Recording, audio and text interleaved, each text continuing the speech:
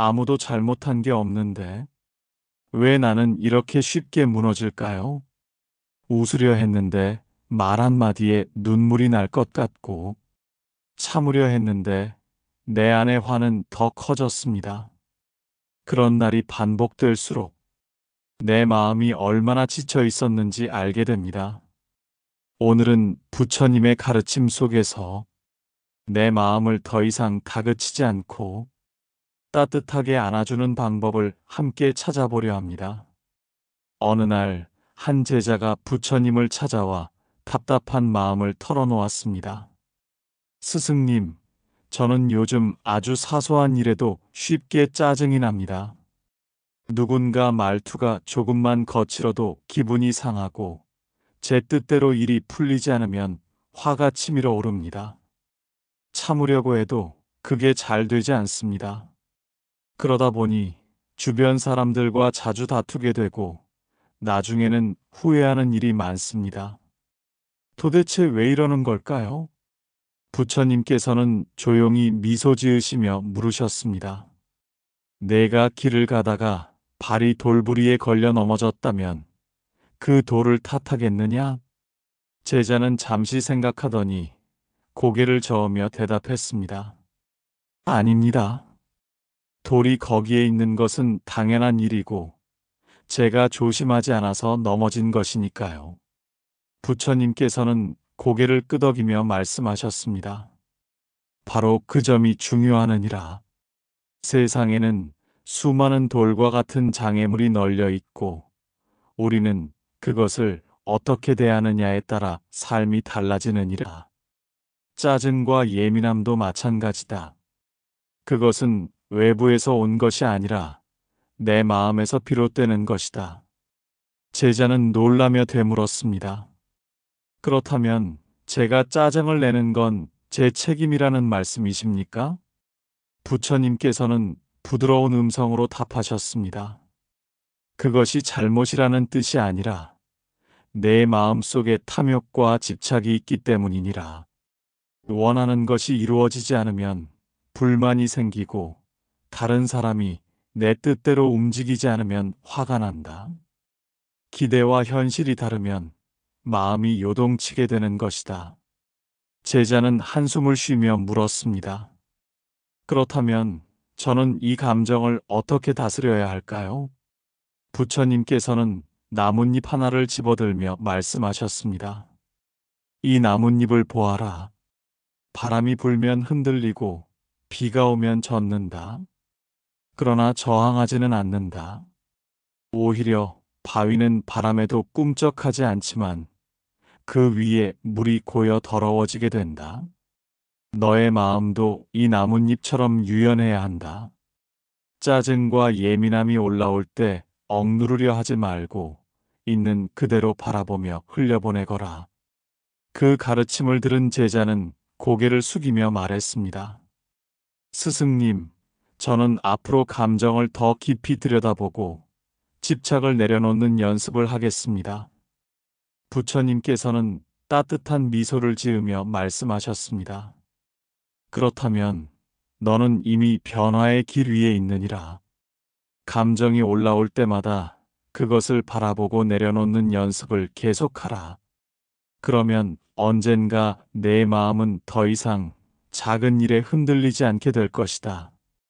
그날 이후 제자는 부처님의 가르침을 실천하며 점차 감정을 다스리는 법을 배워갔습니다.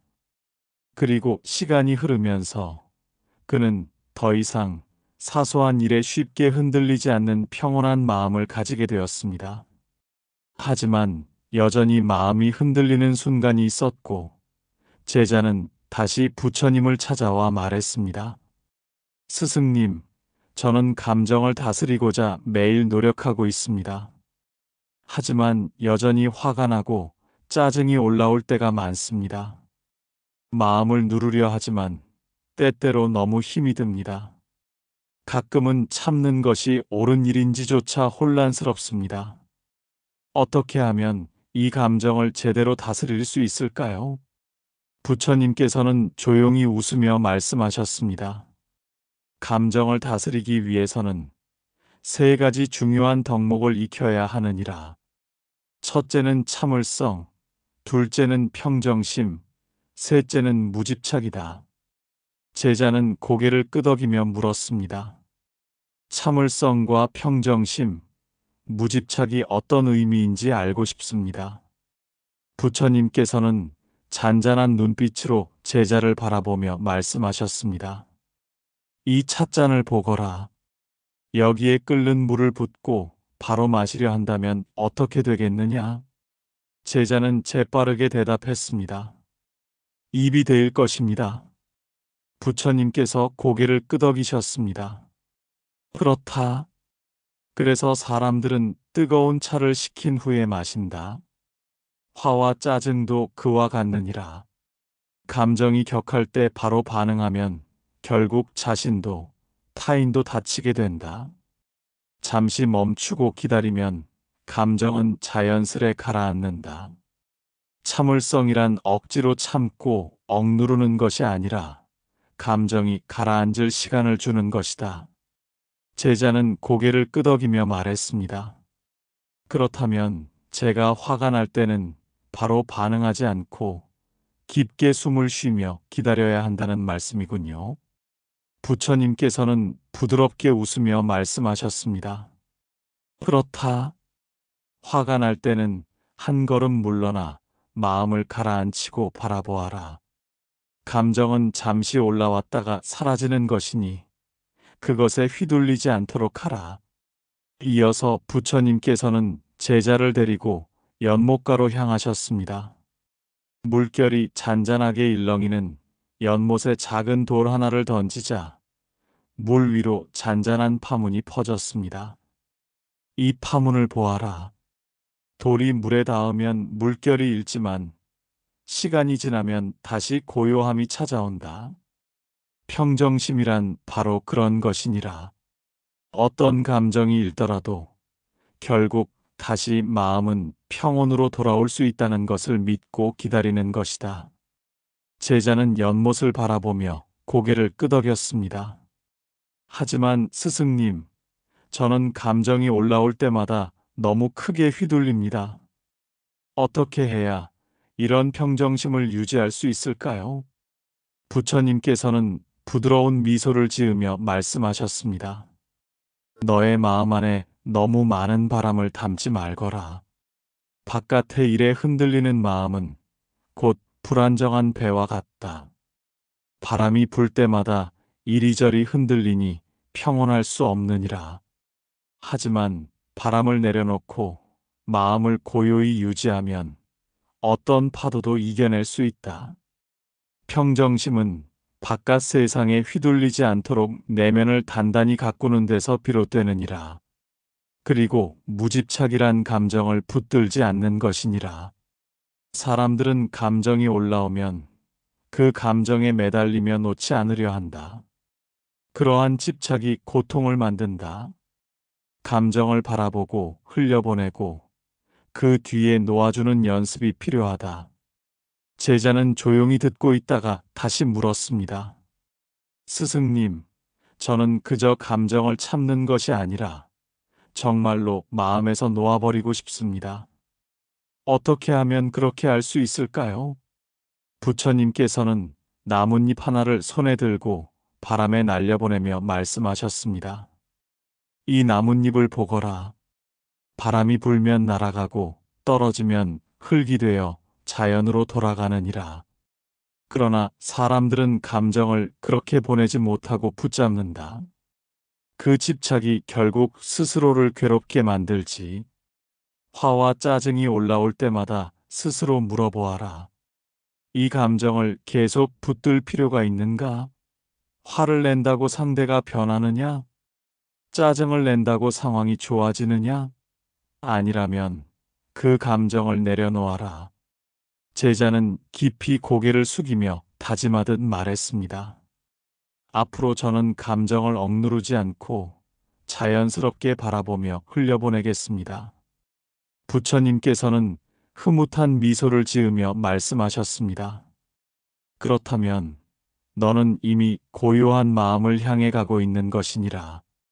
부처님께서는 제자의 다짐을 듣고 고개를 끄덕이며 말씀하셨습니다. 감정을 다스리는 것은 단순한 깨달음으로 끝나는 것이 아니라 매일 실천해야 하는 수행이니라.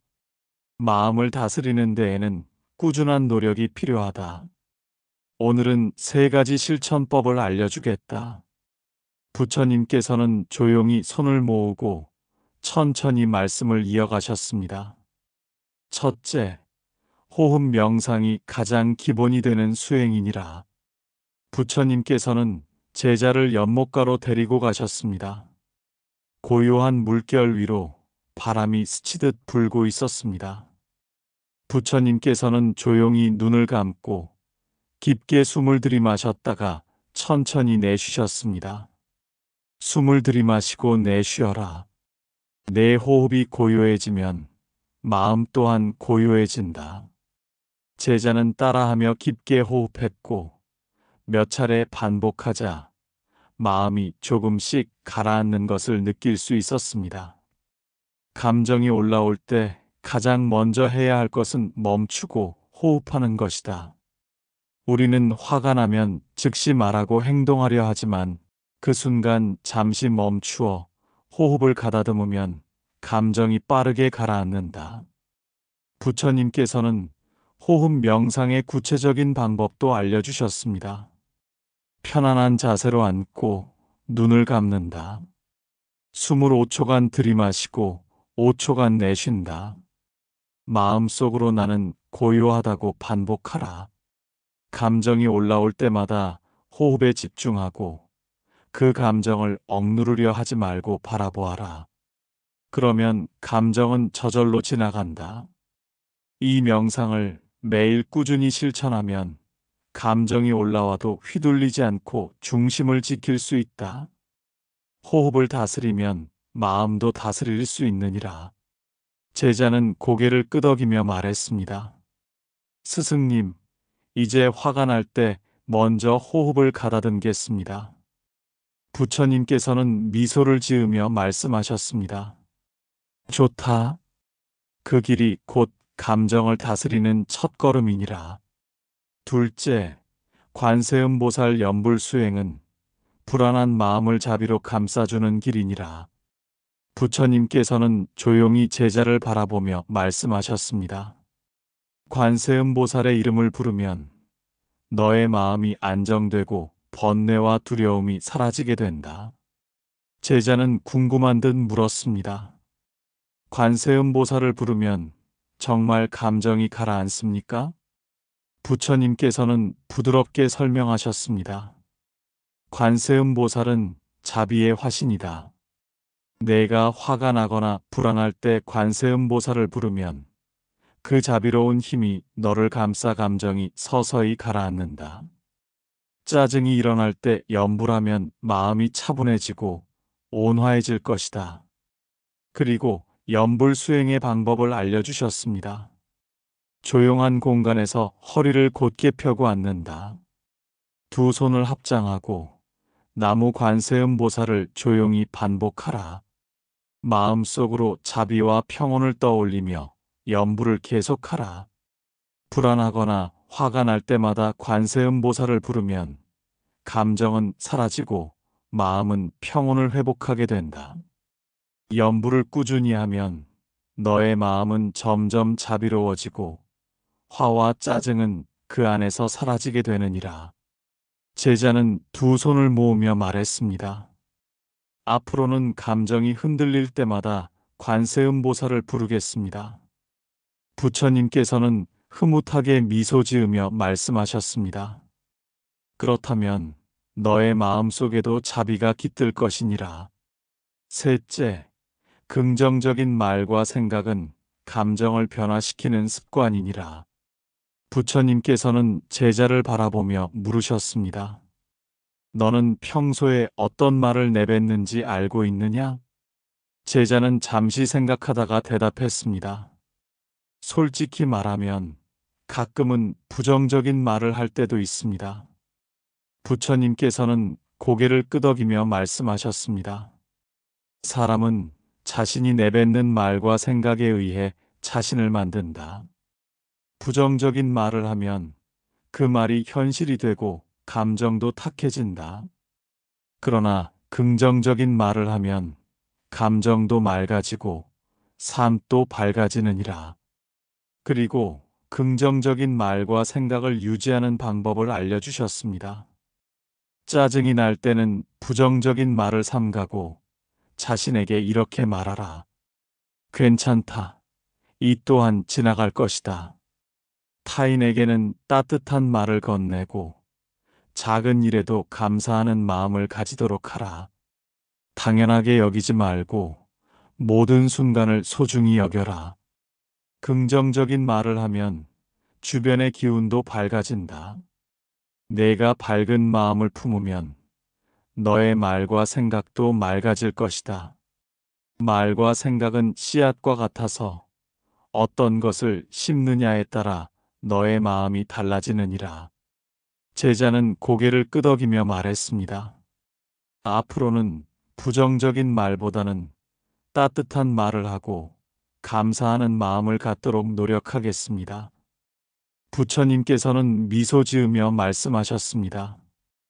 호흡 명상으로 고요한 마음을 유지하고 관세음보살 연불로 자비를 기르며 긍정적인 말과 생각으로 감정을 맑게 하라. 그러면 너의 마음은 점점 더 평온해질 것이니라. 부처님께서는 제자를 바라보며 조용히 말씀하셨습니다. 짜증이란 스스로 만들어내는 것이니라. 그것을 키우는 습관을 가지면 점점 더 커지고 줄이는 습관을 가지면 서서히 사라지게 된다. 그러므로 짜증을 줄이려면 먼저 나쁜 업을 짓지 않도록 조심하고 감사하는 마음을 기르는 것이 중요하다. 제자는 고개를 끄덕이며 더 깊이 듣고 싶어 했습니다. 부처님께서는 손에 작은 씨앗 하나를 들고 보이며 말씀하셨습니다. 이 씨앗을 땅에 심으면 무엇이 나겠느냐? 제자는 대답했습니다. 적절한 환경이 주어진다면 싹이 트고 자라 꽃이나 열매를 맺을 것입니다. 부처님께서는 고개를 끄덕이며 말씀하셨습니다. 맞다. 업도 이와 같으니라. 내가 짓는 업은 반드시 열매를 맺는다. 짜증과 화도 업이 되어 또 다른 나쁜 결과를 낳는다. 그러므로 짜증을 줄이려면 먼저 나쁜 업을 짓지 않도록 조심해야 하느니라. 제자는 물었습니다. 그렇다면 나쁜 업을 짓지 않으려면 어떻게 해야 합니까? 부처님께서는 차분한 목소리로 대답하셨습니다. 화를 내는 순간 그 감정이 또 다른 고통을 낳는다는 것을 자각하라. 나쁜 말과 행동이 결국 너에게 돌아온다는 사실을 잊지 마라. 순간의 감정에 휘둘리기보다 선한 마음으로 행동하라. 누군가 너를 화나게 했다고 생각하지 말고 너의 마음이 그에 반응하고 있음을 깨달아야 하느니라. 그리고 덧붙이셨습니다. 짜증이 올라올 때마다 잠시 멈추고 호흡을 가다듬고 내면을 들여다보거라.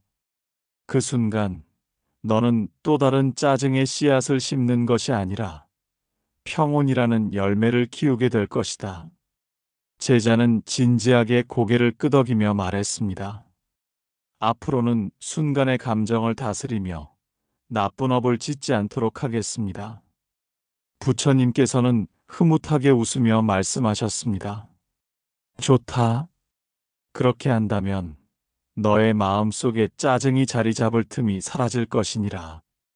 그리고 짜증을 줄이기 위한 또 하나의 중요한 습관은 바로 감사하는 마음을 가지는 것이다.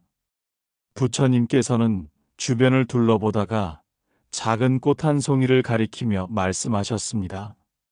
이 꽃을 보아라. 비가 오고 바람이 불어도 뜨거운 햇볕 아래에서도 그 자리에 피어난다. 그 어떤 환경도 원망하지 않고 다만 있는 그대로 존재하며 향기를 내뿜는다. 너도 그렇게 살아야 하느니라. 제자는 꽃을 바라보며 물었습니다. 감사하는 마음이 짜증을 줄이는데 어떤 도움이 됩니까? 부처님께서는 미소 지으며 말씀하셨습니다. 감사하는 마음은 불만을 사라지게 하고 마음을 부드럽게 한다. 사람들은 원하는 것이 이루어지지 않으면 쉽게 불평하고 기대가 틀어지면 짜증을 낸다. 그러나 지금 주어진 것에 감사하면 마음은 잔잔해지고 평온이 찾아온다. 그리고 감사하는 마음을 기르는 방법을 전하셨습니다. 아침에 눈을 뜨면 살아있음에 감사하라. 매일 자신이 가진 것을 떠올리며 감사하는 시간을 가져라. 부정적인 상황에서도 감사할 점을 찾아보라.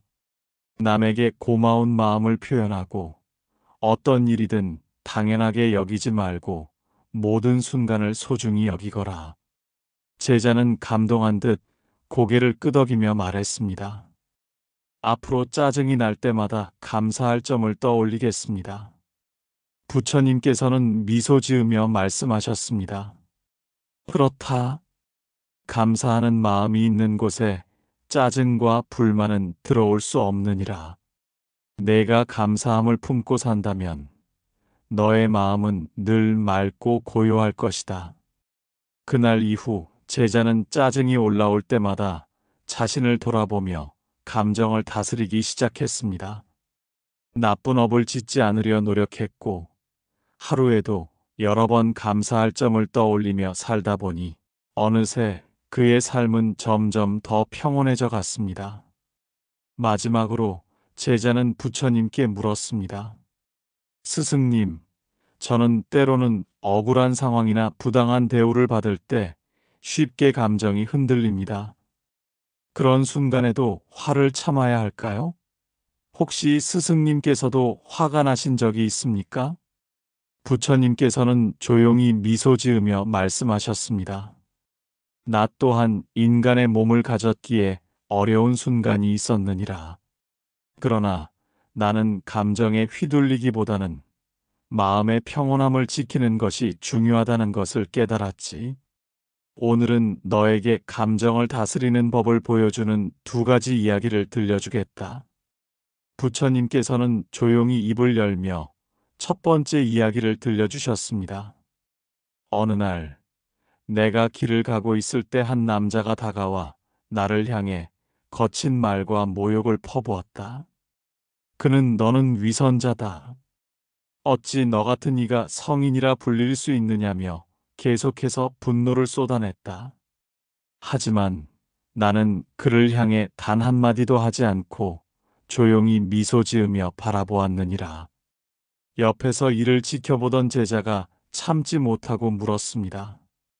스승님, 저 사람이 그렇게 무례하게 행동하는데 왜 가만히 계셨습니까? 원하신다면 제가 대신 응징하겠습니다. 부처님께서는 조용히 제자를 바라보며 말씀하셨습니다.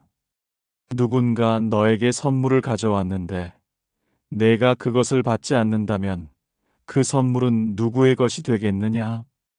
제자는 잠시 생각하더니 대답했습니다. 받지 않는다면 그 선물은 여전히 준 사람의 것이겠지요. 부처님께서는 고개를 끄덕이며 말씀하셨습니다. 그렇다. 그가 나에게 욕을 하고 화를 냈으나 내가 그것을 받아들이지 않으면 그것은 그의 것이고 나에게는 아무 영향이 없느니라. 이 말을 들은 남자는 얼굴을 붉히며 고개를 숙였고 자신의 행동을 깊이 반성하며 참회하였습니다. 다른 사람이 짜증을 내거나 화를 낼 때 그 감정을 내가 받아들이지 않으면 내 마음은 평온을 유지할 수 있다. 타인의 분노에 휘둘리지 않고 중심을 잡는 것이 바로 지혜로운 길이니라. 제자는 이 이야기를 듣고 깊은 깨달음을 얻으며 말했습니다. 스승님, 앞으로는 누군가 저를 화나게 하려 해도 그 감정을 제한해 드리지 않고 제 마음을 지키겠습니다. 부처님께서는 흐뭇한 미소를 지으며 말씀하셨습니다. 그렇다면 너는 이미 화를 다스리는 길 위에 들어섰느니라. 부처님께서는 두 번째 이야기를 이어가셨습니다. 또 다른 날, 내가 한 마을에서 설법을 하고 있을 때 한 바라문이 일부러 나를 시험하러 찾아왔다. 그는 많은 사람들 앞에서 물었다. 너는 깨달음을 얻었다고 하지만 정말로 모든 감정을 초월했느냐? 화가 날 때도 있지 않느냐? 나는 그를 조용히 바라보며 말했다. 너는 나를 시험하려 하는구나. 그렇다면 나도 너에게 하나 묻겠다. 만약 누군가 내 집에 찾아와 너를 모욕하고 화를 낸다면 너는 어떻게 하겠느냐? 바라문은 당황하며 대답했습니다. 처음에는 화가 날 수도 있겠지만 내가 그 말을 받아들이지 않는다면 결국 그 사람만 화를 내고 있을 것입니다. 부처님께서는 고개를 끄덕이며 말씀하셨습니다. 그렇다.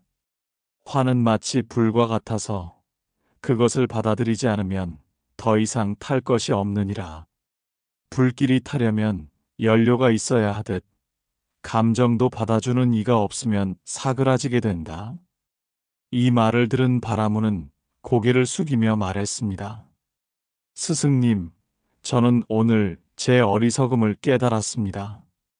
이제부터는 감정을 다스리는 법을 배우겠습니다. 부처님께서는 부드럽게 말씀하셨습니다.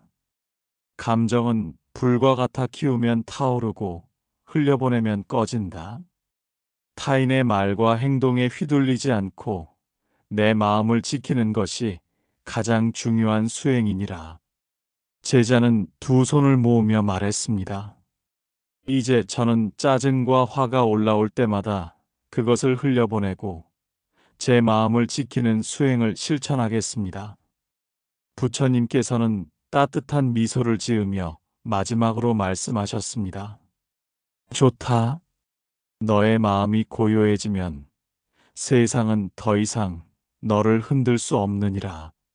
화는 잠시이지만 그것을 다스리는 지혜는 평생을 지켜주는 등불이 된다.